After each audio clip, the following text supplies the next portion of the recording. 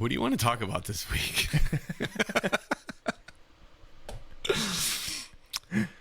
I don't know. 13 computers. 13 computers.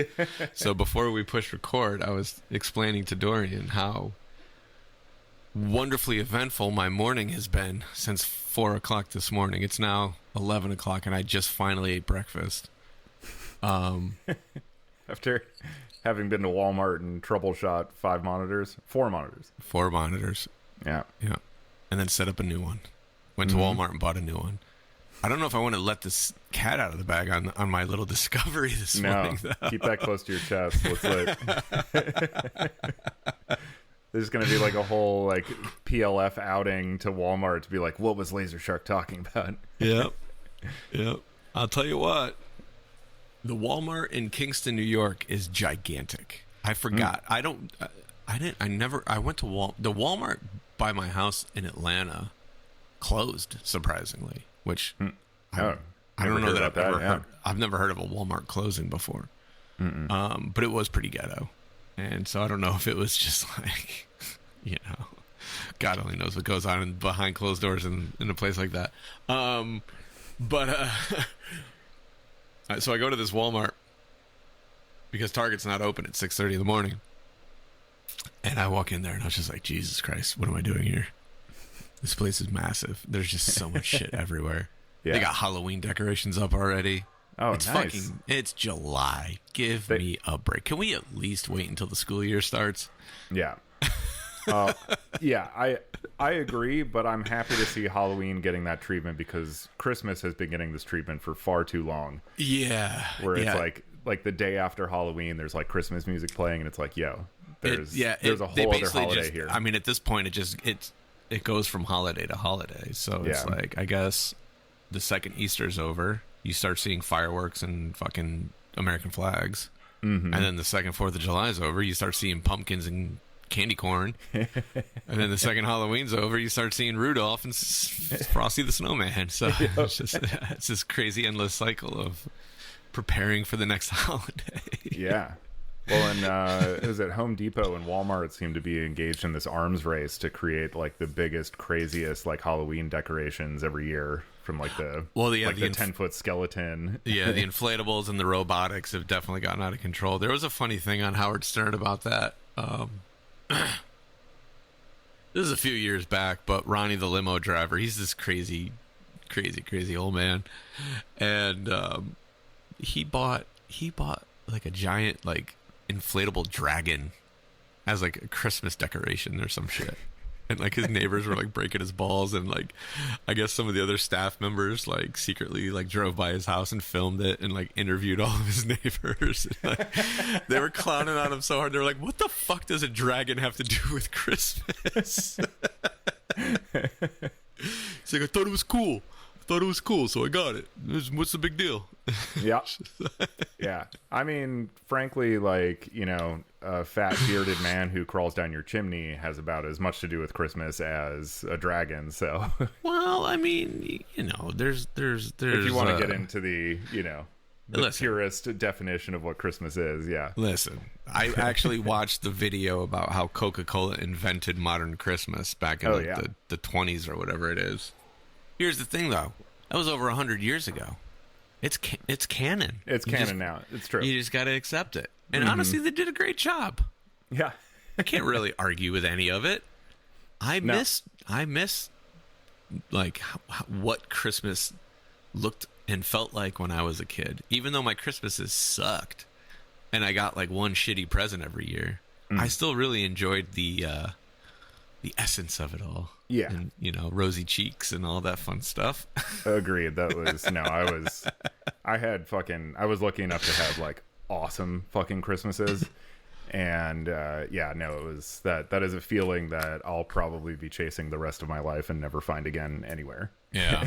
Well, I'm hopeful because I think, and, it's probably the same where you live, but I feel like Christmas is more celebrated in the sense of like outward whatever, right? Decorations and all the things in colder environments. Mm-hmm. Christmas felt almost non-existent in the South. Sure, yeah. I was in the Chicago suburbs, so yeah, it was always winter wonderland type of stuff. Yeah, exactly. So I'm hopeful that now that I'm back in New York, I think Christmas will become a little bit more, hopefully more.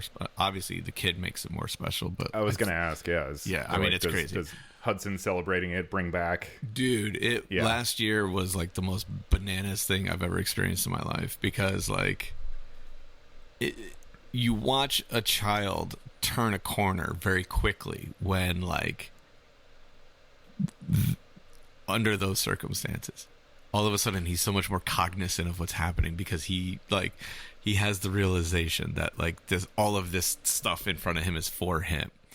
And so now all of a sudden he's talking a little bit more, and he's a little bit more understanding of the situation. It's interesting to see those kind of landmark moments and how they impact development, where he understood okay, we're all going to take turns, because so Christina's family, they partake in what could potentially be the most absurd Christmas ever. Every year that I've spent Christmas with her family, it's like an 8-hour extravaganza of Jesus, opening presents and then doing this, making some food. You have to take breaks. There's intermissions during the present opening. That's how crazy they go. So there's multiple sets. There are multiple sets of, and her mom gets creative with hiding things in the tree, or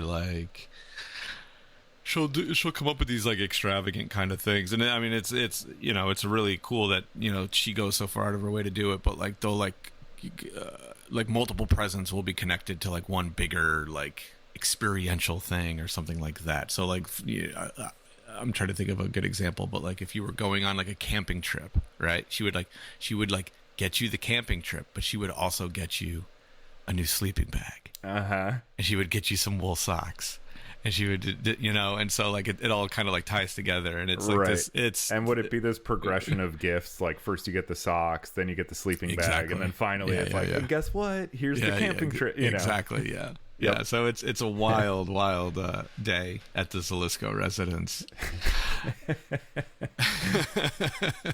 Wow. But Hudson, that's quite a marathon. Hudson was all about it. So I can't wait. Hopefully we actually get some fucking snow, because I think that's, I mean, to me, if I had my way, it would literally snow every day from November 3rd until March 12th. I would kind of be way into that. It's also, I don't know how it's been in New York, but in Chicago the past few years, the winters have been really mild. Yeah. I mean, I think that can be said across the board. It seems like it. But very little snowfall, sadly. Yeah. It's been kind of a bummer, because actually Hannah and I love going for walks when the city's covered in snow. It's because nobody's out. It's this complete transformation that occurs, and this whole kind of membrane that just covers everything and just paints it all in a whole new light. It's so cool. Yeah. It's a really special thing, and we've had scant, if any, opportunities to do so the past few years. Well, hopefully, I don't know. We'll see what happens there. We'll see if people actually get their shit together. But I had a memory came flooding back to me while we were talking about when you mentioned Atlanta and Christmas and not being cold. I was like, you know what? Honestly, the first time I remember being somewhere where it was warm at that time of year was Fish Big Cypress in 2000. That was I was 18. That was the first. Christmas was always at home, or if we did stuff with our family, my mom's family, which we usually did most of our family stuff with, was in Ohio. So it was, it was a lateral move in terms of weather. But we were in Florida for Big Cypress, and we were staying at my friend's uncle's place for a night before we went to the grounds. And I remember it was just I was smoking at the time. So I was sitting outside smoking a cigarette, on his deck, looking at a palm tree. And I'm like, what day is it again? It's December 29th. What the fuck? And it was this huge like cognitive dissonance moment where I was just like, I knew it was warm places at this time of year, but I don't know. I never really considered the reality of it. It's so different. Yeah. Yep. We did. This is funny. This is what we're talking about, but let's go. You can tell we have no idea what we want to do today. We went to some fancy beach. I don't know.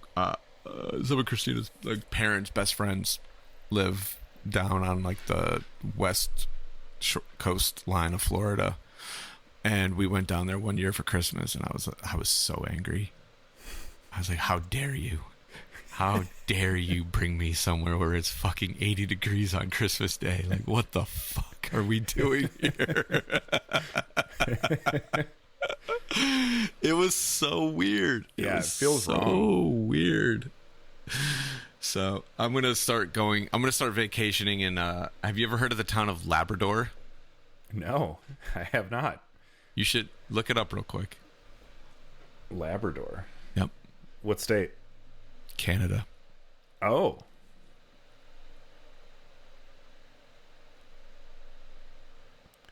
Labrador, Newfoundland and Labrador, Canadian province. Yeah. Oh, wow. Okay. That's where I'm going.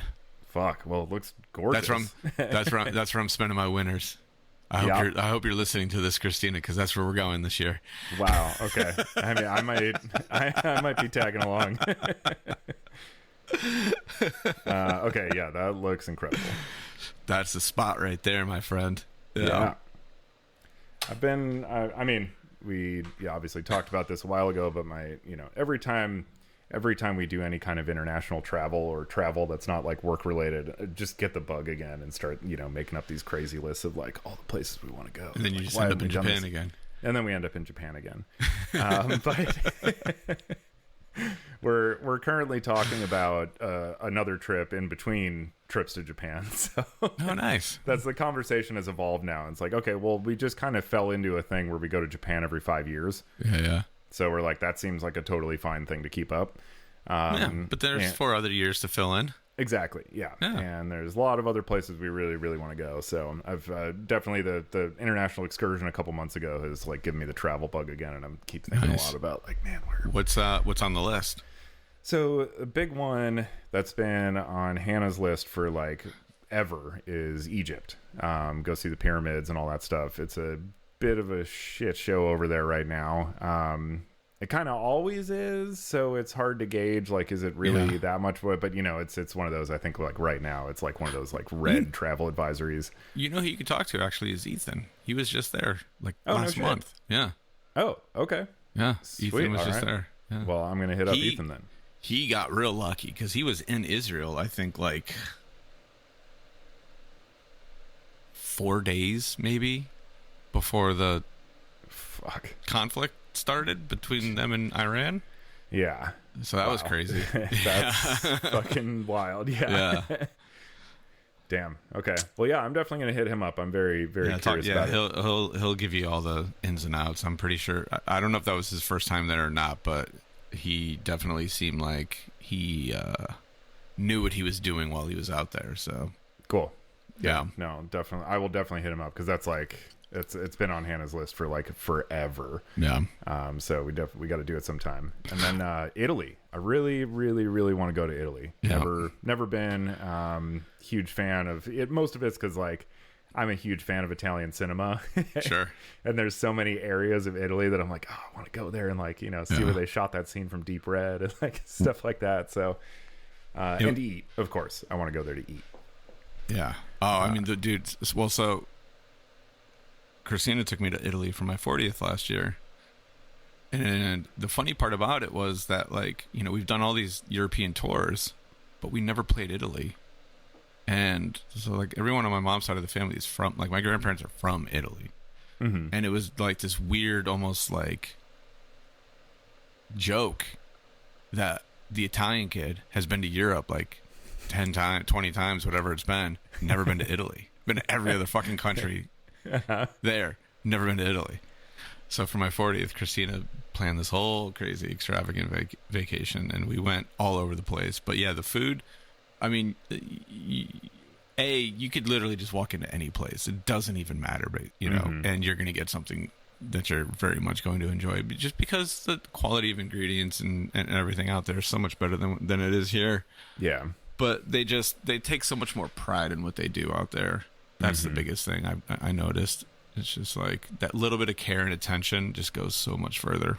It's everything. Yeah. Yeah. And that's always a big takeaway from Japan too, is like even like the people who work at 7-Eleven, if you like order something, from like the food station up there, which is actually like really good there, of course. Yeah. They treat it like I am the chef, I have to make this meal for this person, and it's like so incredible. Normally you get the like most desultory, kind of service at like convenience stores here, but that's over there it's like, wow. That's the funny thing about like American culture, because I feel like this is an exclusively American problem, is like you get mocked if you take your job too seriously.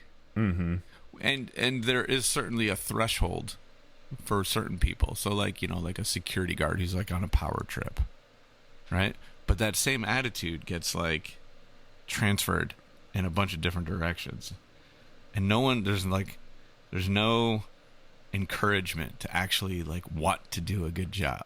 Everyone just wants to just show up, be like, all right, I'm here, what am I doing? Where everywhere else are like, I'm happy to be here and I want to do a good job. Right. Yeah. Like, why not? Whatever you're doing, take pride in it. Like, you shouldn't feel ashamed because you're doing what you need to do to like, make ends meet or whatever the situation is. Like, it's funny. There's some article I read a while ago about basically like, this exact phenomenon you're talking about with American culture has seriously affected American acting talent in film. Sure. Because again, like as a kid, if you're growing up, like, if you're a theater kid or a drama kid or whatever, you're this object of ridicule, Yeah.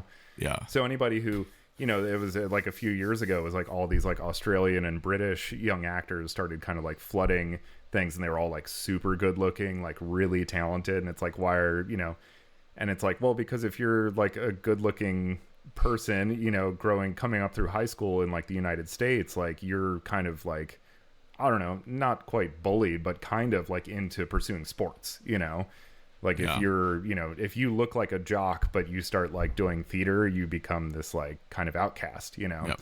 And whereas in those other cultures in England and Australia and stuff like that, it's like thoroughly encouraged. So they're like, no, celebrated. That's a great, exactly. So now that's kind of like come to head in the acting world. But so if you've noticed that all the hot young actors are British or Australian, there's actually like a really good reason for that. Yeah. So stop being a jerk. Exactly. Yeah. To people. Totally. It's not necessary. I will say. Go be a drama kid. It's cool. I will say. Yeah. There is another side to that story. And I do believe that we have become too soft. And people can't handle a little bit of ridicule. A little bit of ridicule is good for you. That's true. You should be able to fucking take it. Yeah. And if it gets too bad, just turn it back on them. Don't be a little bitch. But not to say that it's inappropriate, but it is. It is. And the whole like but the whole internet element has changed the nature of bullying, quite a bit as well. But like when you like, dude, I mean, I don't know how many Australians you've hung out with, but I've hung out with a handful, and they are fucking ball breakers. They really are. And so it's like, I'm sure that they got picked on too. I'm sure that they got picked on by people. They're like, fuck you, I'll pick on you back. Yeah. Like that's an opportunity to exercise your acting chops. Yeah. Get in there, improvise, play a character, People need to learn how to be more spiteful. That's really the secret. If you want to know the secret to being truly successful in life, learn how to become more spiteful. Because it will get you places that you never thought you could go. I promise you. I promise you with every fucking ounce of my being that I have gotten further in life through spite than probably anything else. as a direct result of the spite, or has the spite like kind of spurred you to challenge yourself, or all of it, all of the above, all of the above? It doesn't matter what the real pathway was. Spite got you there. Spite is rocket fuel. Spite is rocket fuel for progress. And if you just learn how to harness it, because it can blow up in your hands for sure, and it has many times, but if you can learn how to harness it, to the moon, baby. Yep. That's this is like the best piece of advice that's ever been given on a podcast. Yeah, probably, maybe. I mean, I'll tell you what, we did some good stuff last week. Last week was a fun show. I hope I hope some of the new folks who tuned in for the first time are listening this week. Thank you for a sweaty, jovial time. I had to move my studio into the house because it was just too oppressive in that garage. So now I'm in this bright white room, and it makes me feel just as uncomfortable as it did being in that dark, sweaty garage.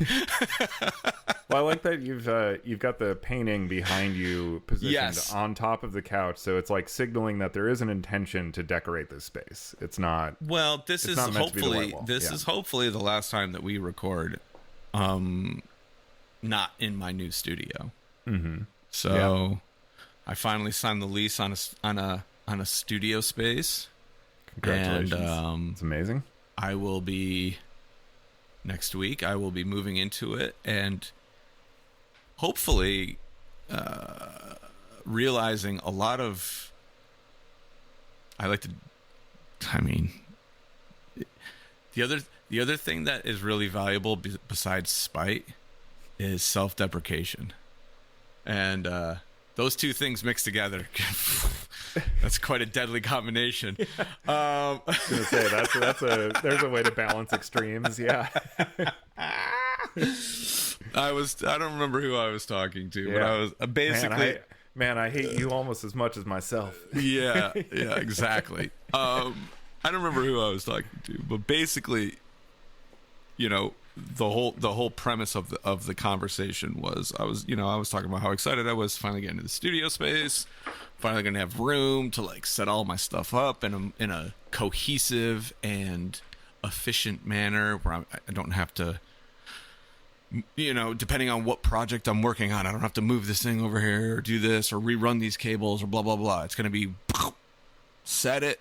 And it all works, and it all works together, and I have this whole master plan in my mind, and basically the end result should be and will be that I can finally execute all of the terrible ideas that I've had for the last decade. And,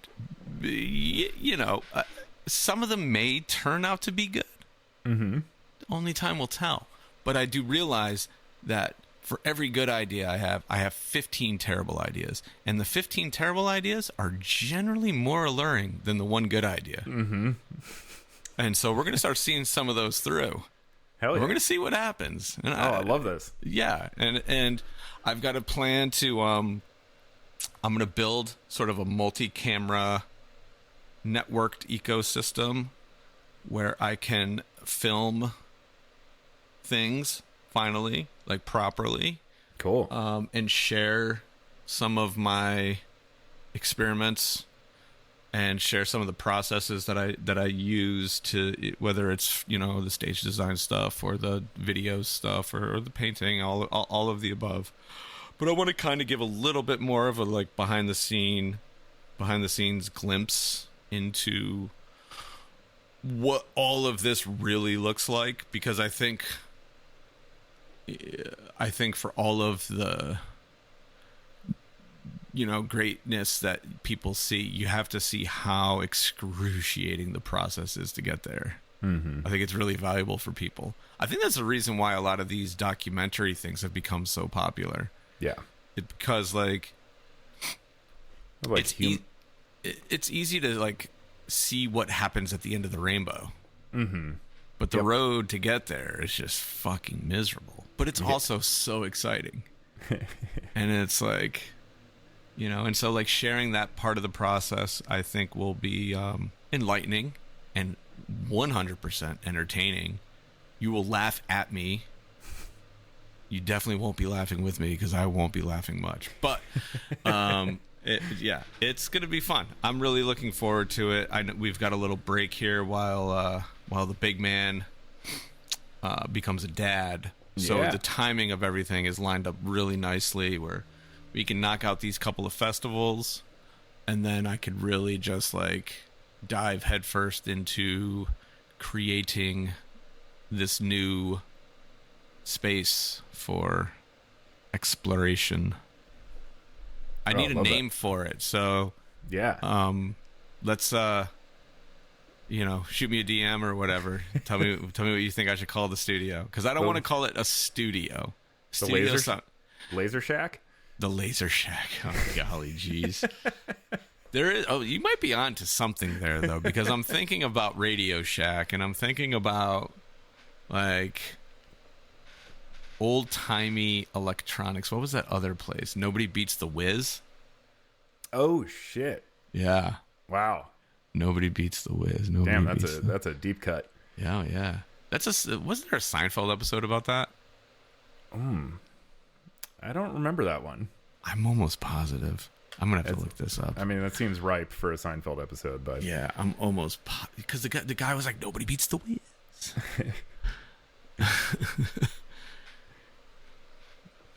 Beats the Whiz. Yeah. Are you gonna you're gonna have a whole? Oh yeah, you said Isaac's coming up to help set up cameras and all that stuff, because like even like, I don't know if you've already done this or whatever, but even like time lapses of your paintings would be super cool to see. Excuse me, can I borrow your ketchup? Oh, sure.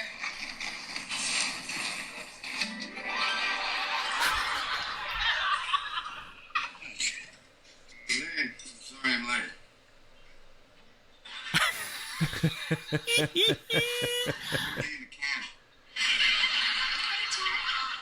Hey, Jared.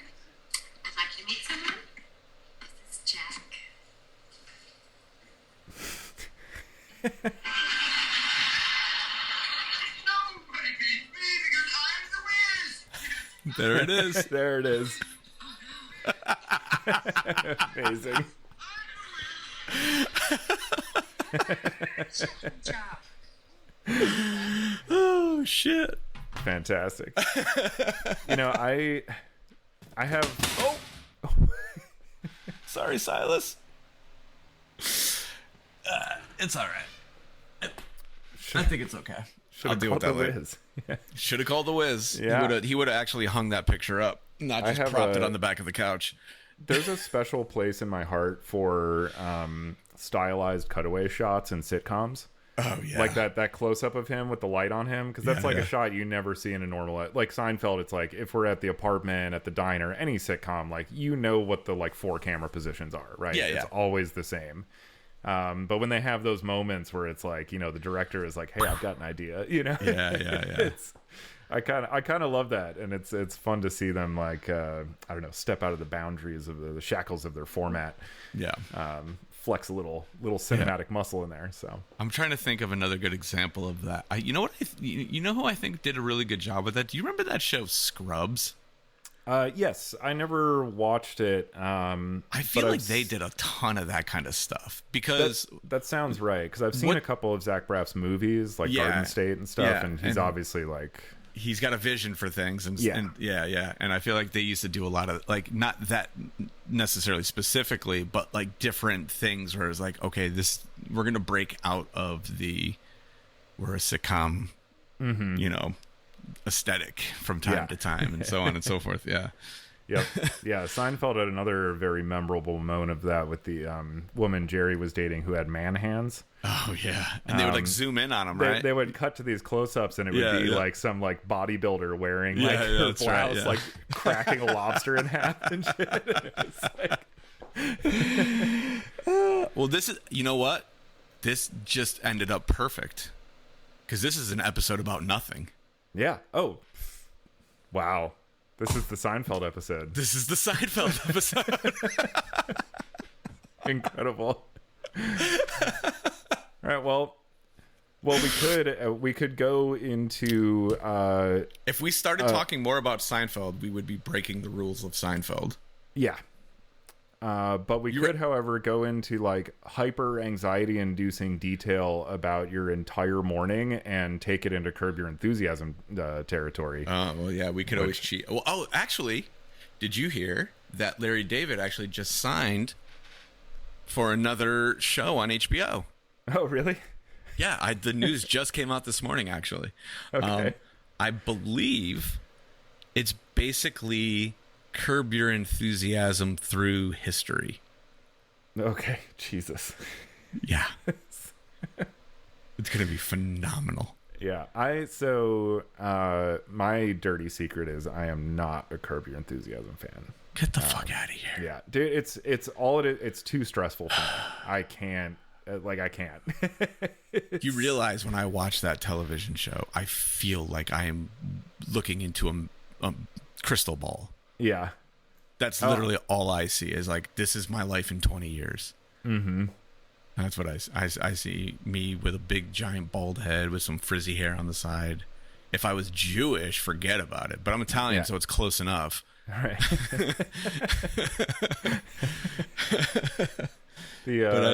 Yeah. I mean, I feel like I have those interactions in life regardless.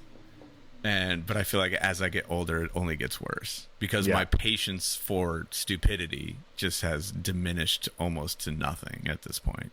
Mm-hmm. And I mean, Christina will tell you, like, and this goes back to like the spite thing. Like, I would open a coffee shop out of spite, but you don't know that joke because you don't fucking watch the show.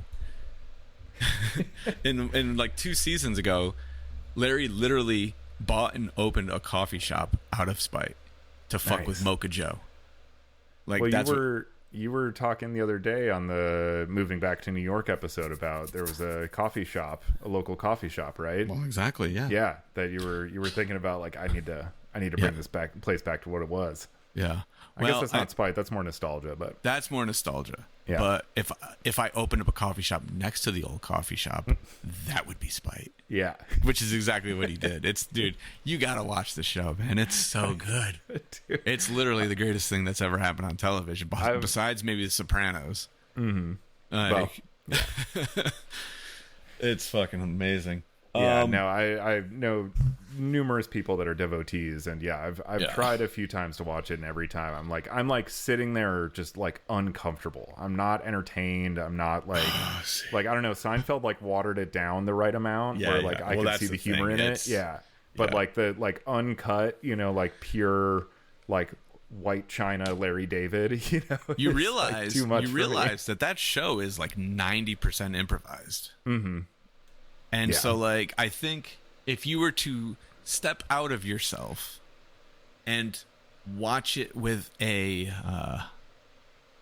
scholarly mind and appreciate the science behind what they're doing, maybe that's your pathway in. Yeah. I feel like I would actually enjoy it more if I saw it, like, performed live. Like with that level of improvisation, because like I don't know. See, no. You know why you wouldn't? This is where the beauty of television comes into play, right? Because the thing that makes that show remarkably special is their ability to acknowledge the person that isn't talking, and that, like, honestly, half of the jokes are there. In like the reactions or the responses, like the nonverbal reactions and responses to whatever is happening in the scene, because it is improvised.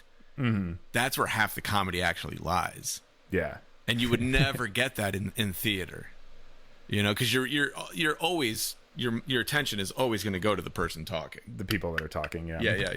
Mm-hmm. And that show does a really, really, really incredible job of giving space for that part of the comedy of it all, where it's like, and Seinfeld was the same way too, but it's a lot more.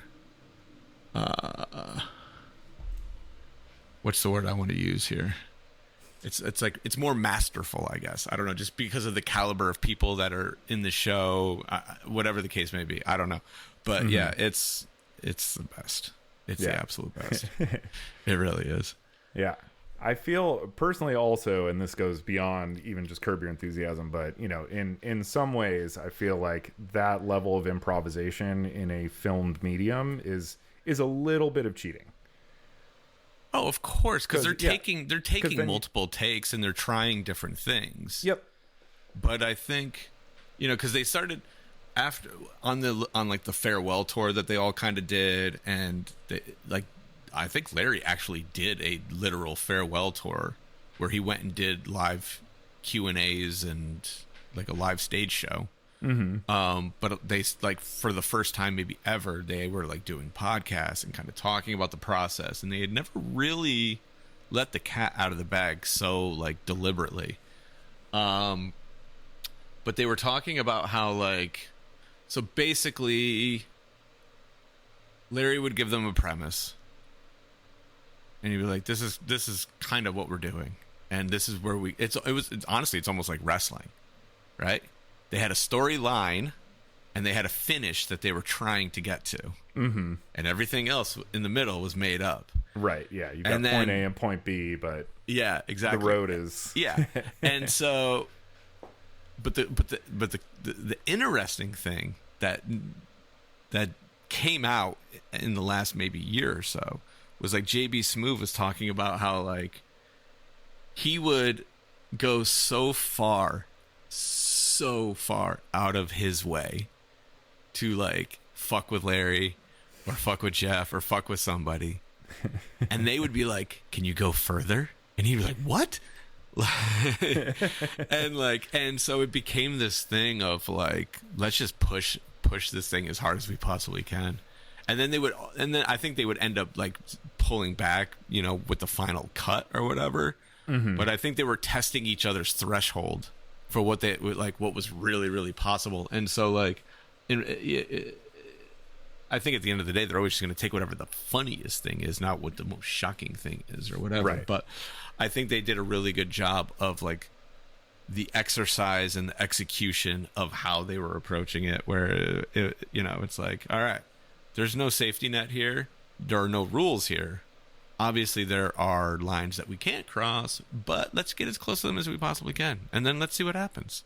And, you know, when you think about, like, entertainment, especially, like, high-stakes television such as that, to be able to kind of have the bravado to go out and do that, it's a pretty fucking remarkable thing.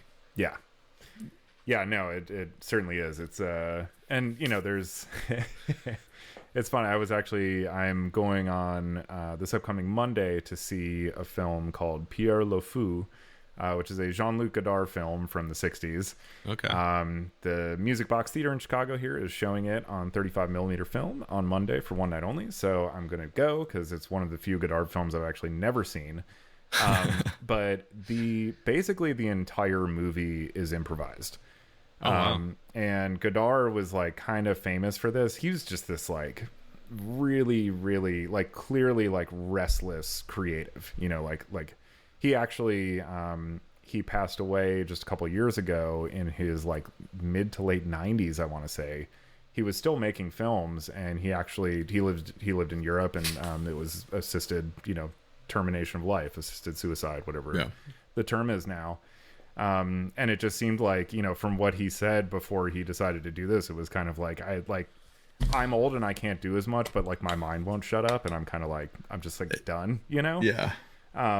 I can understand where he's coming from. Yeah. You know, when you get to be like 94 and like that's still the case, but you don't have the energy to actually like do any of this stuff anymore. Yeah, you're just driving yourself crazy. Yeah, because this dude spent 4 decades making like 4 movies a year, you know, like constant stuff, and like a lot of it really remarkable.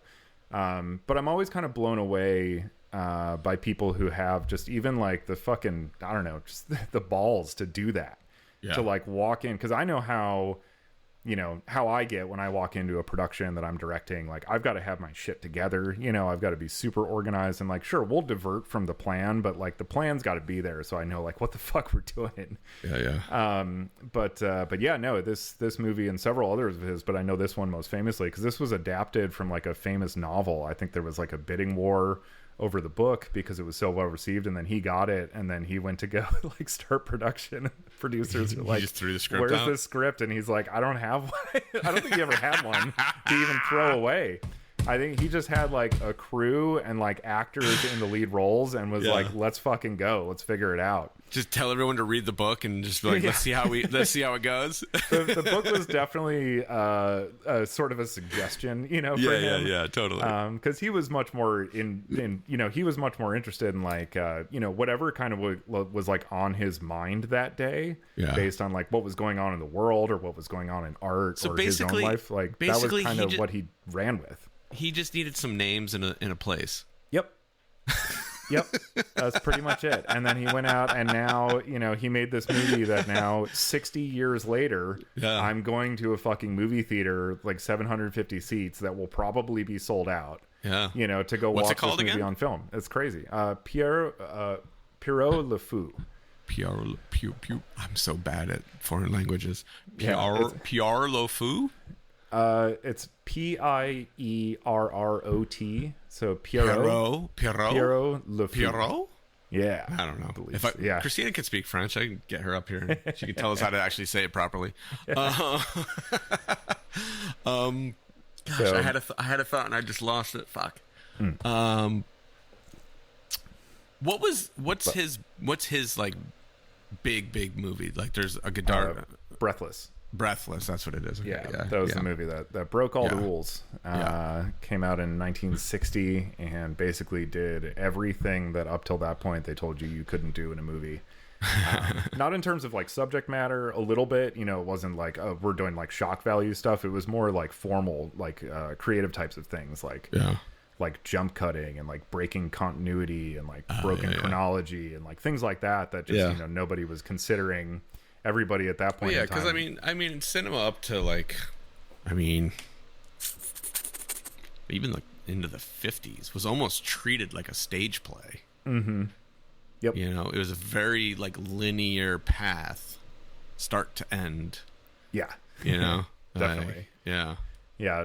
Citizen Kane famously, of course, like ushered in sort of a more modern era or approach to filmmaking, which still stands up for anybody who hasn't seen Citizen Kane. The movie, it's so fucking good. It is not like a eat your vegetables kind of like movie.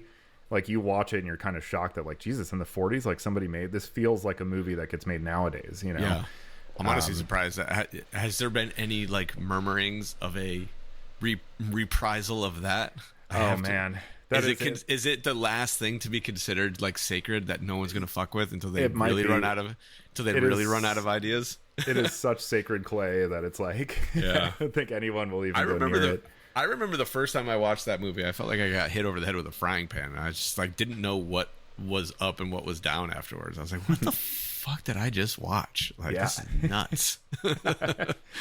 Yep. It is a much more out there and freewheeling and kind of like experimental, creative, you know, expression, you know, than I think a lot of people really give it credit for. Especially for the time. Yeah, it's crazy. Like if you watch any other movie from like that whole decade, it's like they don't even resemble each other. And like and that was the thing, you know, when it first came out, a lot of people were like, "What the fuck is this?" You know, so like all great art. This was my thought that I had when you were talking about Godard. Jean-Luc Godard. Jean-Luc Godard. I like that mentality that you have a hard time understanding how it works, right? Of just like showing up. I call that that's the Sorcerer Mickey mentality. Right? That's literally what it is. And that's how I feel a lot of times when I walk into situations where it's like, I'm not prepared for this whatsoever. Or maybe whatever the case may be. But it's just like, all right, I'm going to put this goofy hat on and I'm going to wave my magic wand and we're going to make things dance. And like, I think that would be the nicest, cleanest way to describe that mindset. That is beautifully succinct. Yeah. That some of us have, right? Where it's just like, fuck, I'm supposed to be mopping the floor, but yeah. Right. Let's go make a movie. Yep. Yeah. And I mean, I get it's one of those, like, if I can't make something out of nothing, then like, am I really the artist I think I am? Like, if I'm a director, I should be able to walk into a room and be like, all right, well, let's figure it out and make something work here. And that's been a big, part of the appeal and the growth that I've experienced, actually, like working with Pretty Lights and with Derek, is like being, a lot more than pursuing like a more traditional, so to speak, film career, whatever that means. Working with this crew, it's like you're very much like constantly kind of, because things evolve and change and shift so quickly that it's like, even if you were planning something for a week, it might change overnight and you go to shoot the next morning and it's like, no, we're doing something totally different now. And it's like, all right, figure it out, and definitely there have been plenty of experiences where, you have your oh shit moment, like, what the fuck, I was ready to do this, get rid of it. And then, there have been many occasions where like what we end up coming out of it with is like so much better and more interesting than like anything we had talked about previously. And that, there is a lot of value to it. It's a slippery slope, because I say the same thing all the time, where I'm like, the mistakes or the unknown yields these great things. And let me make it very, very abundantly clear. The only reason those great things happen is because we had to endure a million terrible things to get there. It's that same kind of process we were talking about earlier, where it's like, and you have to work your way to a certain point in life where you are even capable to become Sorcerer Mickey. Right. Yeah. Yeah. It takes a lot of work. I've had a lot of days where I was trying to be Sorcerer Mickey and I was just a guy with a fucking mop. Yeah. It definitely turned out that way a few times, where, and not even like, cool, like in Break-In, where I make the fucking, I dance with the broom or whatever. It was just me standing there cleaning the floor. Yeah. But eventually, while you're cleaning the floor, the fourth time, you see a couple of the bristles start to move a little bit, and then exactly. You go, oh, okay, all right. That's I it. see, I see where this is headed. So, but no, I love that idea of having, letting people into that process, because so many people don't, and I get why. It's like you don't want. It's disgusting. It's a disgusting. You don't want people to see how the sausage is made. It's yeah. I think about it in a couple of different like terms. First and foremost, anyone who actually knows me knows that I am a chaotic slob, not in like a dirty sense, but just in a messy sense. Mm-hmm. I leave shit everywhere, and appearances can be deceiving sometimes, and fortunately for me, I have people that have my back and make sure that I don't come off too fucking bad. But thank you, Christina. Yeah. But like, so there's that side of it, right? Where like, do I embrace the chaotic artist side of me and really let people just see like how messy and how just, I can't even find the word to describe it. That's how fucking nonsensical it is. So there's that part. Then there's the obvious part of like, how many times do you want to let people see you fail? Mm-hmm. Because you have to fail over and over and over and over again to succeed. And I think that's the only real, that's the only real way to get good at anything, is to just fail into success. Yeah. And be fine with it, Oh yeah, dude, like, I embrace it. Yeah. I mean, I embrace it maybe almost too much, where I'm just like, well, it was good enough. Yeah. But it's so liberating too, to be able to like walk into certain things and, especially when, you know, obviously when we're working directly for something like show or directive related, there's that added layer of you know, pressure in a sense. It's like, okay, there's like a specific objective that needs to be fulfilled here, and it's not just me, you know, like relying on that. That when you have those opportunities to like go into your workspace, whatever that looks like, you know, whatever your discipline is, and not have any of that expectation on you, like it's so like liberating to be able to say like, hey, even if everything I do sucks today, like it doesn't fucking matter. Well, see, okay, so I think we talked about this at one point early on in the podcast, but I made that conscious choice to have that mindset with how I shared my paintings. Because I've been sharing the painting since basically day one. I was like, I'm going to let people in on the journey of me becoming a painter. And there has been a lot of positive reinforcement in that, in me sharing the entire process, because it has inspired other people to be like, I'm not going to be good at something for X amount of time, but eventually I might get good at it.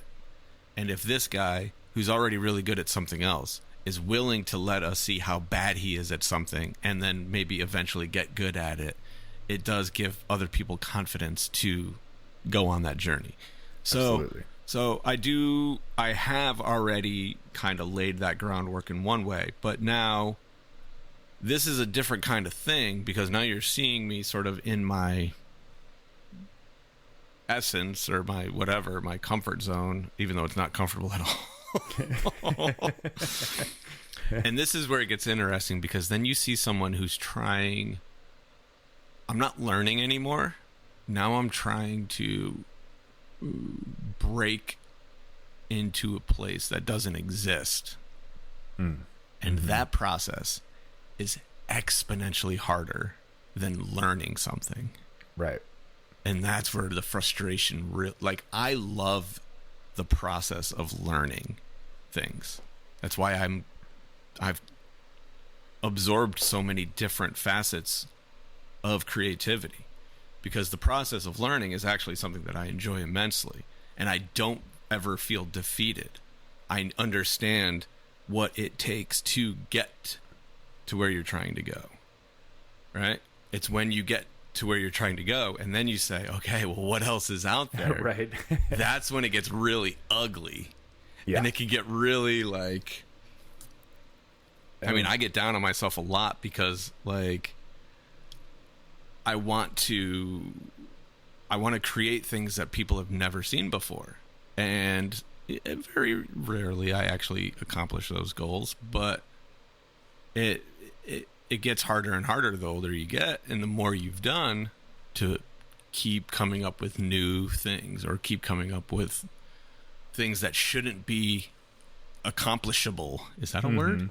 Accomplishable? Achievable, I think would be. Achievable. There you go. I like that. That's a good one. Can someone out there, this is a fun project. Let's make the dictionary according to Greg.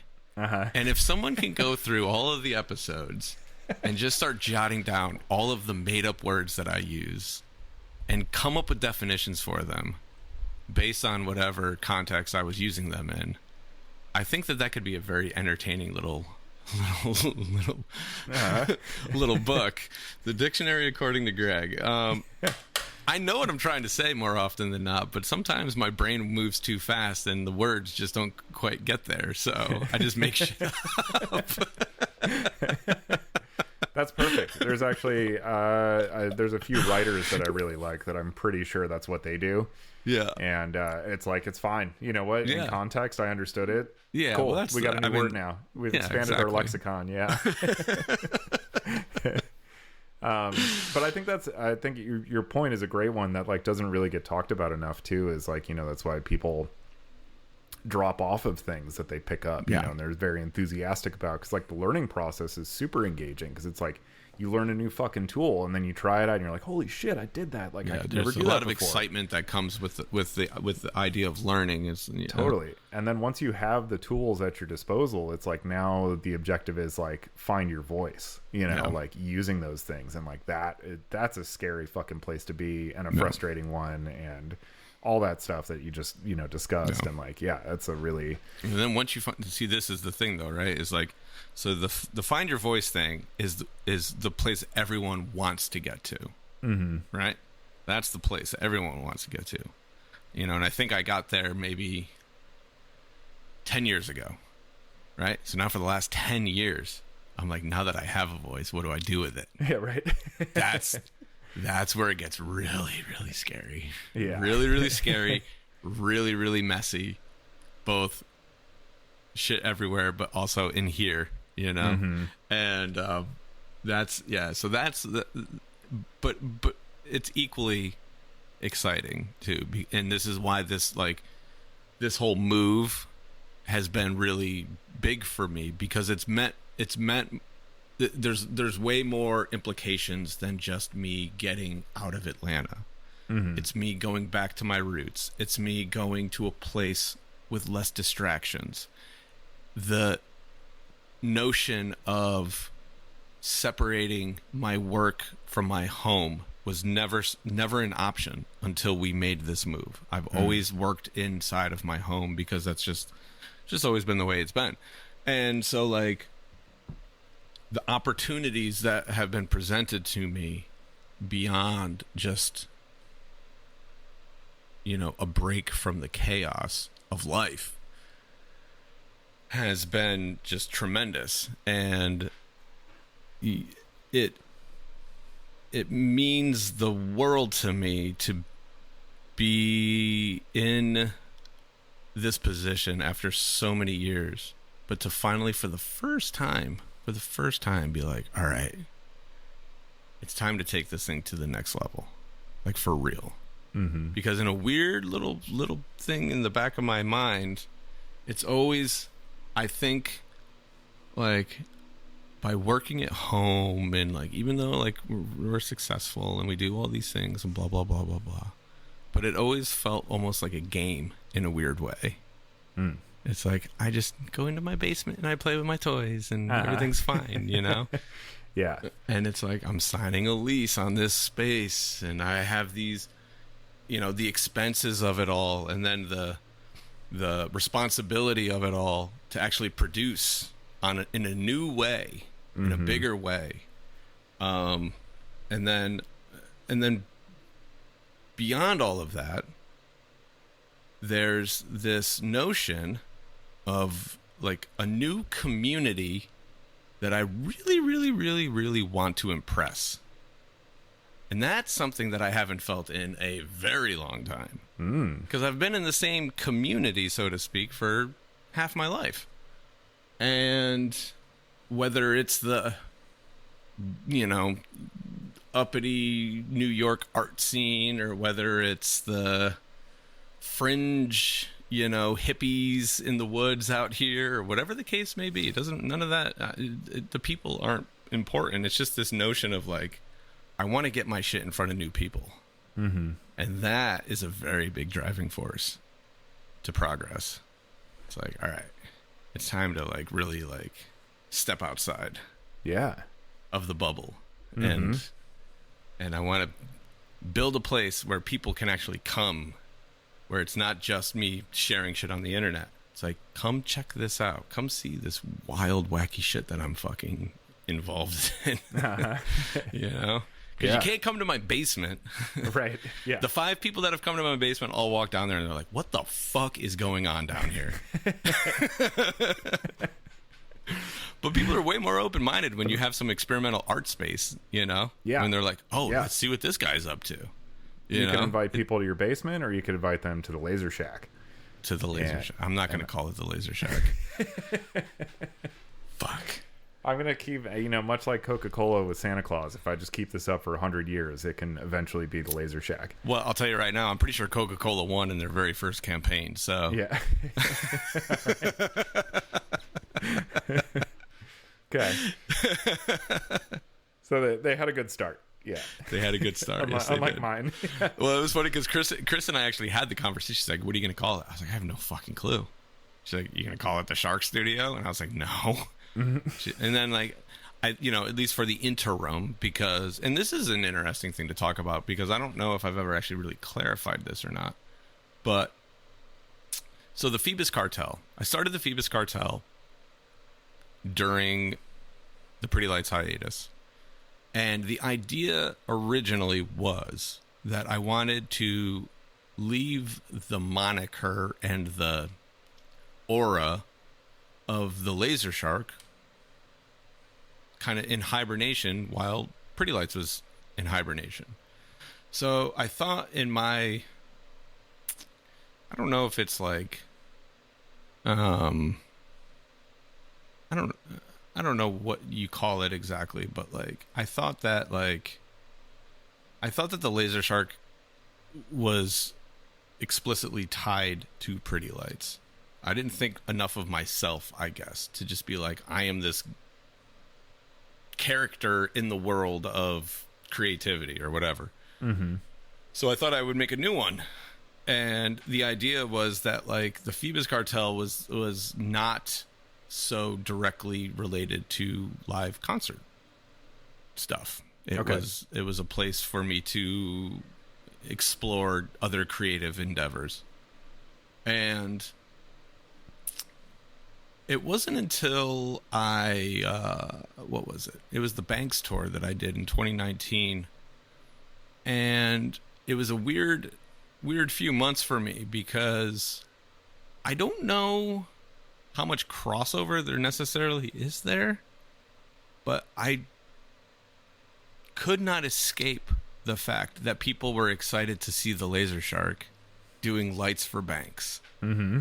Like even in Europe, there were like other lighting designers and people coming up to me being like, "I can't believe I finally get to see your work." No shit. And I was like, "What?" That's so cool, man. And it kind of like. It was a weird little like time in my life where I didn't know where I stood in a lot of ways. And that tour, or those tours, because we did a U.S. tour and we did a Europe tour, those tours kind of helped me confront the reality that I had made a name for myself. It wasn't just this thing in the world of Pretty Lights. Right. Right? Does that make sense? Absolutely. Yeah. Yeah. 100%. Yeah. So you were a distinct entity. Yeah. As like a collaborator of Pretty Lights, not like So that was that. It took that for me to kind of. That's when I really learned to embrace the whole like Laser Shark thing. And up until that point, I was just like, oh God, I can't believe I got this stupid nickname. That's that I spent years just like not resenting it, but just being annoyed by it. Mm-hmm. And so when all that happened, the timing was crazy, obviously, because this is right before the pandemic. Mm-hmm. And I was like, shit, I just started this new thing and I've been putting all of my energy into this idea of the Phoebus Cartel, but it's become undeniably apparent to me that there's no escaping being the Laser Shark. Mm-hmm. So I had to kind of shift gears a little bit, and I started to put all of my energy back into just being the Laser Shark, right? So like from a social media perspective, from a industry perspective, so on and so forth, taking interviews and being like, do you want us to acknowledge this? And I'm like, yes, this is who I am. This is what it is. Let's talk about it. And so then the Phoebus Cartel kind of just like sat on the back burner for a while. Mm-hmm. And I didn't really know what to do with it.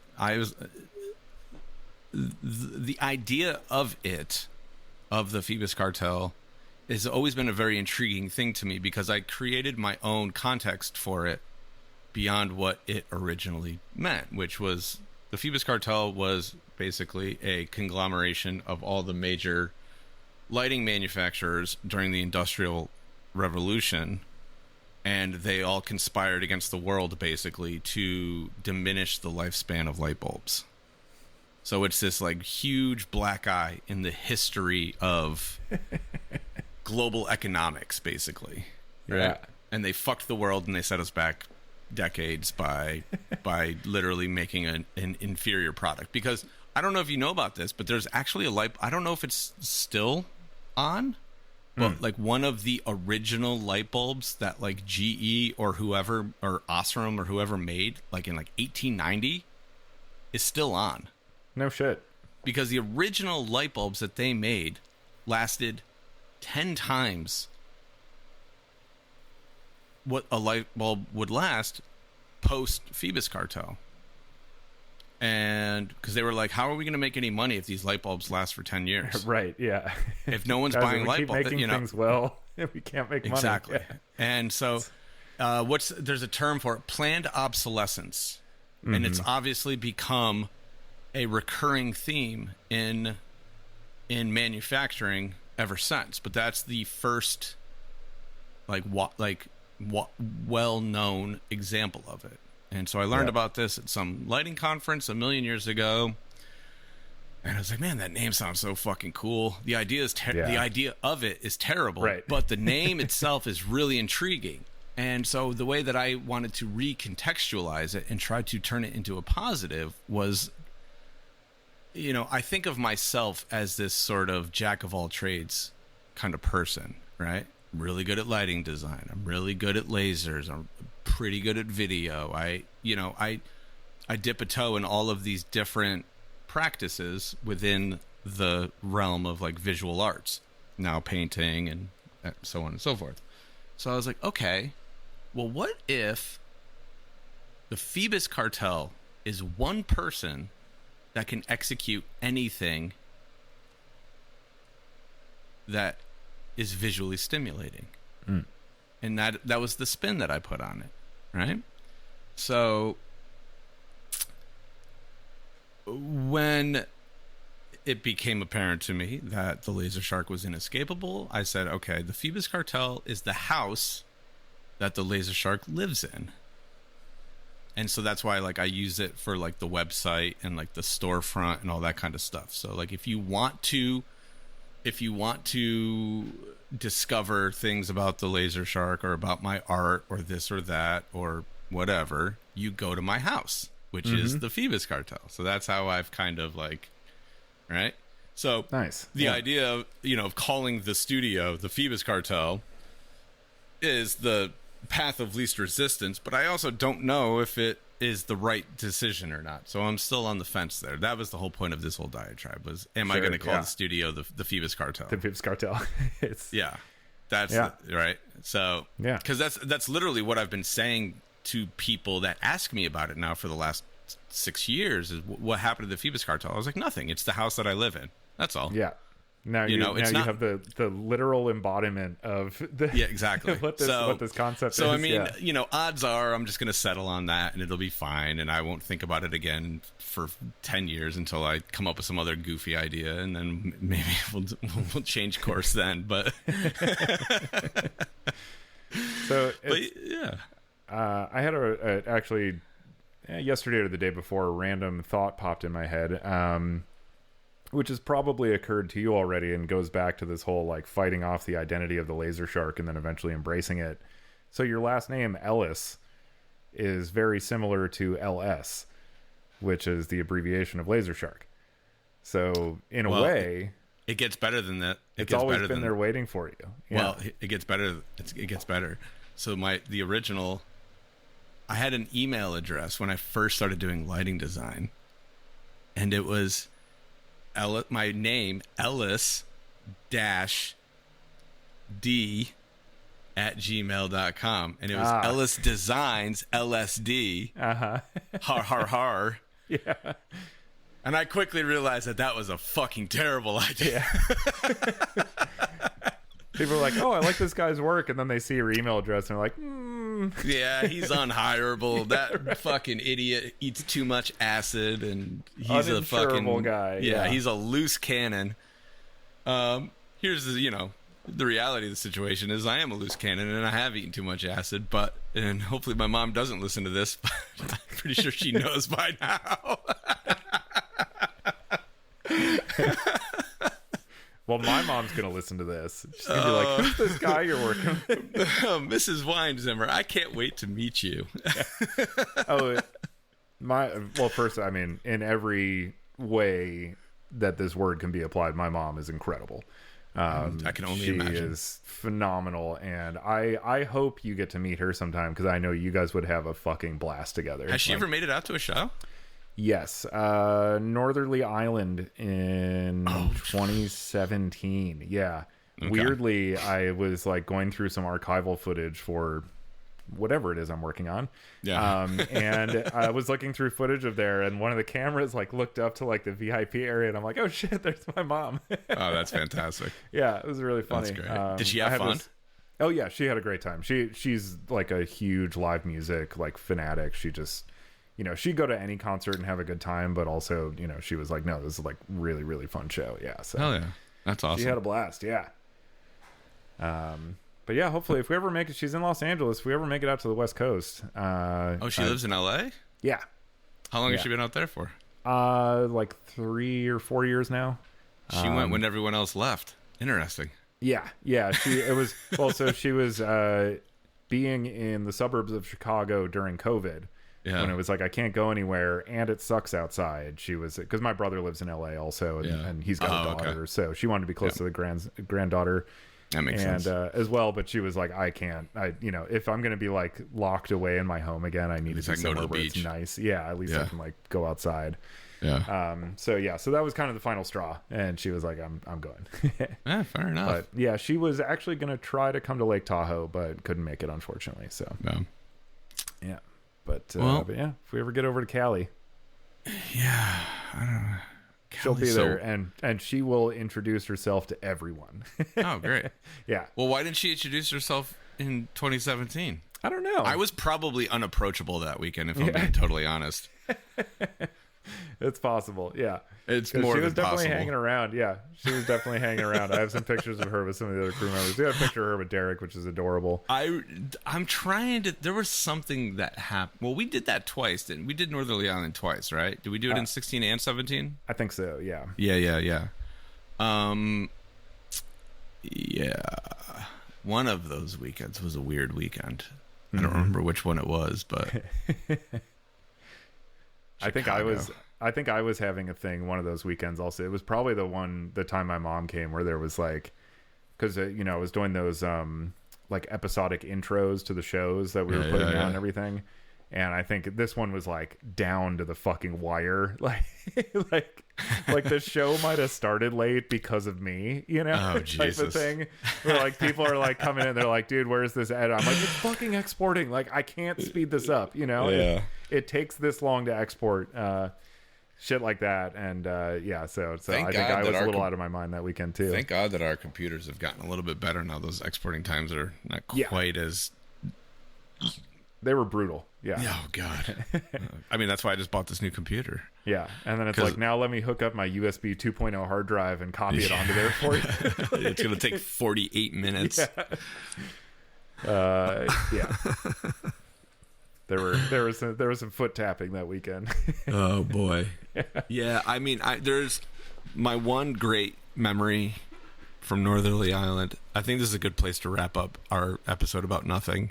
Yeah, because this is the most fucking. We've done a commendable job of maintaining. Oh yeah, of course. The nothing narrative. Yeah. I was programming. Oh Jesus! I was programming. I was doing the overnight programming the night before the show, and I remember. I don't know. I can't remember if we had like loaded up front of house late. There was weird circumstances that surrounded this, but what I remember is, because I don't use desk lights on my console. Everyone always they're like, you want the desk lights? I'm like, no, why would I need those? They're like, you need to see. I was like, no, I don't need to see the desk. Everything's fine. Don't set those up. They drive me crazy. I'm super sensitive to ambient light around me. And so I have to assume that it was the lights from the audio console that got turned on. And one of them must have been like pointed up at the roof of the front of house tent. And I just looked up and I said, "Oh, fuck no." And literally went straight out. There was a spider infestation in front of house. There were hundreds of spiders, and some of them like the size of like $50 like coins. Like, nope. It was one of the most terrifying things I've ever seen in my life. And I literally, like 2 seconds, I just looked up and I was like, nope.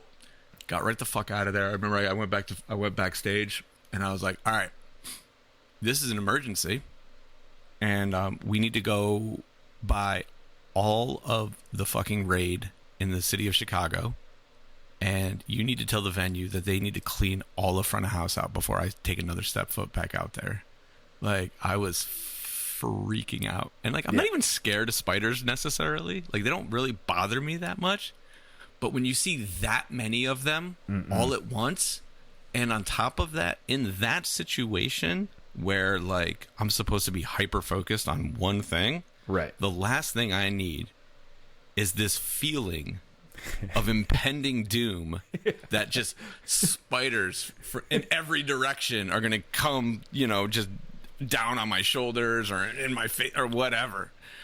And one of the very, very, very rare occasions in my entire career where I was like, I am not taking one fucking step back out there until I know that this is dealt with. And that was dude, fuck that. Oh my god. I actually do have like some arachnophobia. It's not like severe, but it's bad enough. I would have been like, no, I'm never coming back here. It was fucking terrible. It was so bad. Who's your second choice for lighting designer for this weekend? I'm like, I'm not stepping foot in there. It was nasty. Damn, that is so horrifying. Bad.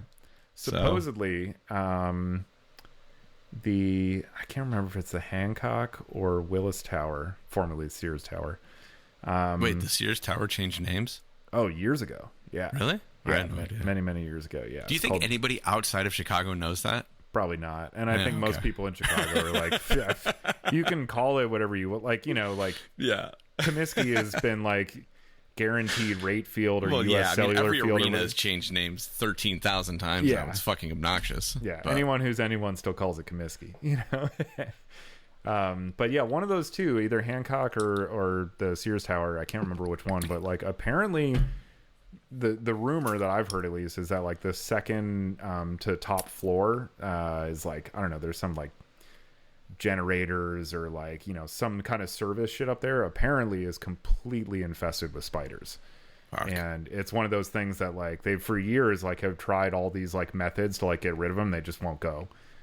Or they get rid of them and they just come back and there's just like, it's too far gone. I don't know. Yeah, we don't know what to do. There's just like the spiders just fucking like it here. So I think one of the things with that is, and I could be completely full of shit here, but I think that whatever method you use to kill the live spiders doesn't work on the eggs and vice versa.